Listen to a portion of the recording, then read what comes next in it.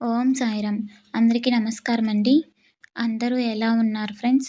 అందరూ ఆ షిరిడి సాయినాథుని ఆశీస్సులతో అందరూ బావుండాలి, అందరూ ఆరోగ్యంగా ఉండాలి అని మనస్ఫూర్తిగా కోరుకుంటూ, ఈరోజు వీడియోలోకి వెళ్ళిపోదాం ఫ్రెండ్స్. అంతకన్నా ముందు మన ఛానల్‌ని ఎవరైనా కొత్తగా చూస్తున్నట్లయితే మన ఛానల్‌ని సబ్స్క్రైబ్ చేసుకోండి ఫ్రెండ్స్. సద్గురు సాయి 77. అలాగే మన వీడియో నచ్చితే ఒక చిన్న లైక్ చేయండి ఫ్రెండ్స్.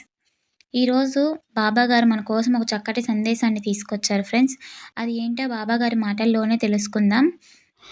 తండ్రికి ఎంతమంది కొడుకులున్నా అజ్ఞానంతో చెడు ప్రవర్తన కలిగి చెడు దారిలో నడిచే కొడుకు కోసం బెంగపడతాడు.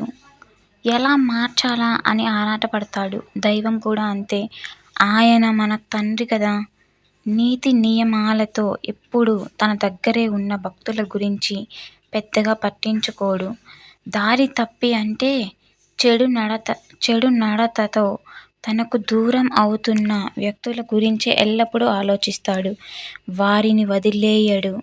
వారు నడిచే దారి ఎంత నీచమైనదో వారికే తెలిసేటట్లు చేస్తాడు.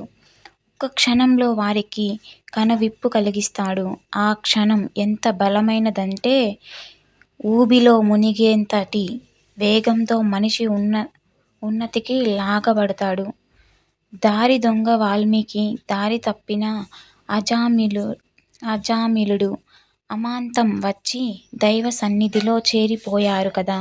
కాబట్టి అయ్యో మనం ఇన్నాళ్ళు సరిగా దైవ చింతన చేయలేకపోయామే అని విచారిస్తూ కూర్చోనవసరం లేదు. సాయి అని పిలిస్తే ఓయి అనుకుంటూ ఏదో ఒక రూపంలో ఆదుకుంటారు. బాబా ధ్యానం మనసుకు అలంకారం. బాబా నామం నోటికి చెవులకు ప్రియం. ఆ రూపమే కన్నుల వెలుగు.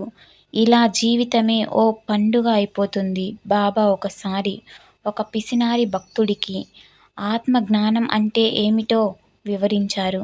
ఆ జ్ఞానబోధ అనే విందు అక్కడ ఉన్న భక్తులందరికీ తృప్తిగా లభించింది. త్యాగమయ జీవన పదాన్ని తప్పి నడిచే ఆ పిసినారికి కనువిప్పు కలిగింది. ఇదే దైవం తన సంతానంపై చూపే స్వచ్ఛమైన ప్రేమకు చక్కని తార్కాణం.